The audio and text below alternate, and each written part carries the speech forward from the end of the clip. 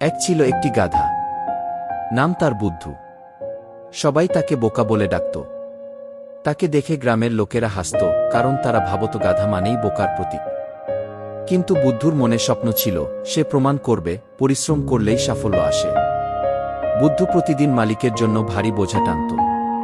একদিন নদীর ধারে হাঁটতে হাঁটতে সে বুঝতে পারল, তার পিঠের লবণ ভিজে গেলে ওজন কমে যায়।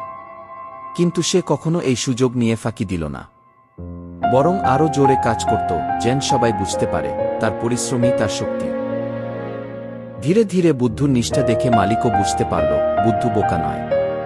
মালিক তাকে ফলমূল বিক্রির কাজ দিল। বুদ্ধু খুব মনোযোগ দিয়ে কাজ করল। অল্প দিনেই বিক্রি বাড়ল, সবাই প্রশংসা করতে লাগল। একদিন গ্রামের প্রধান বলল, বুদ্ধু আমাদের সবার জন্য উদাহরণ।